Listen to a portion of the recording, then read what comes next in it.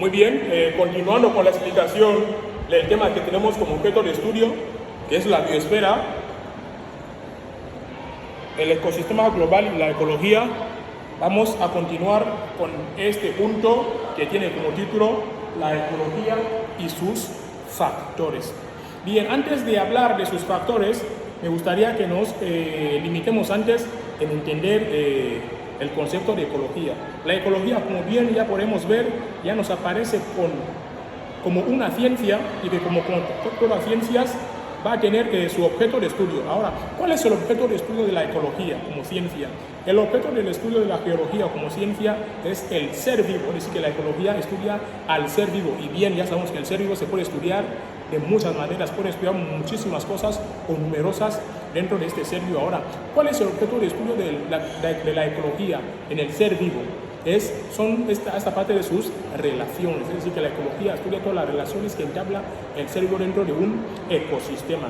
Relaciones que podemos encontrar que las va a entablar de dos maneras. Vamos a encontrar unas relaciones intraespecíficas y otras relaciones interespecíficas. En realidad decimos que las relaciones intraespecíficas son estas relaciones que el ser vivo entabla con individuos de su propia especie, y en las relaciones interespecíficas que van a ser este grueso de relaciones que el ser vivo entabla entre especies diferentes.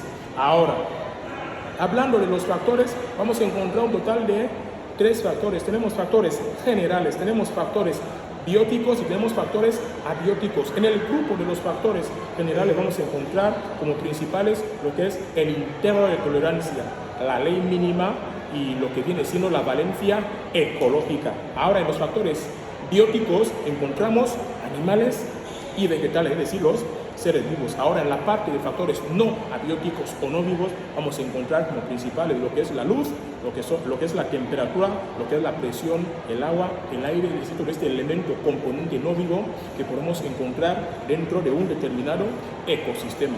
Ahora, siguiendo con lo que son los factores ecológicos generales, vamos a hablar un poco del intervalo de tolerancia. ¿Qué es el intervalo de tolerancia dentro de un ecosistema? El intervalo de tolerancia dentro de un ecosistema es esta capacidad que tiene un ecosistema o todos los elementos de un ecosistema en soportar, aguantar las agresiones o afecciones externas que recibe como perturbaciones. Entonces, cada ecosistema tiene este intervalo de tolerancia en el cual puede seguir soportando, aguantando, hasta que este intervalo se ve limitado, sofocado, ahogado. Entonces, cuando llegamos a este punto de vencer su intervalo de tolerancia, vamos a empezar a notar efectos drásticos dentro del ecosistema y los elementos que componen el mismo. Ahora, dejando de un lado lo que es el intervalo de tolerancia, vamos a hablar de la ley mínima.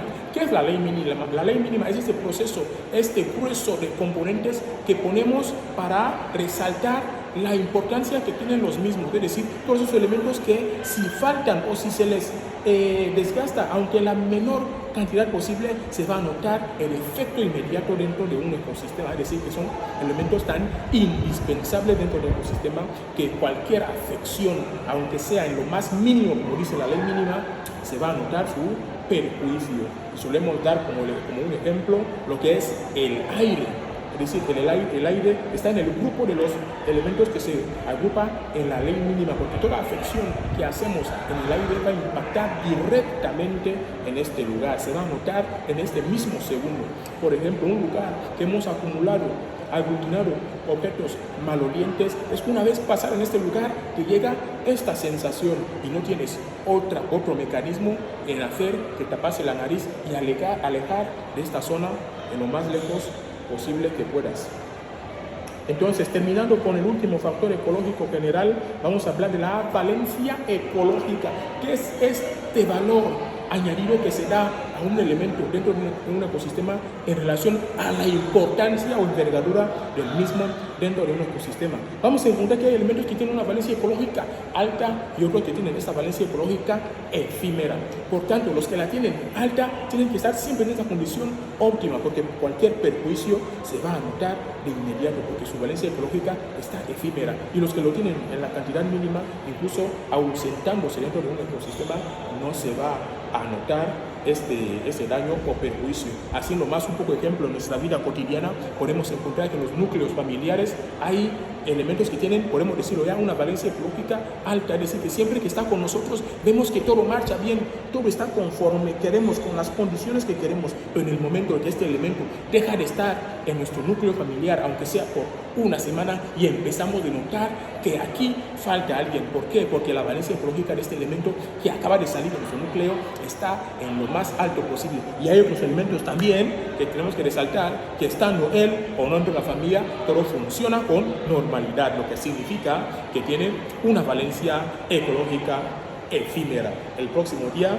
vamos a continuar con lo que son los factores bióticos y los factores abióticos respectivamente. Muchas gracias y hasta el próximo video.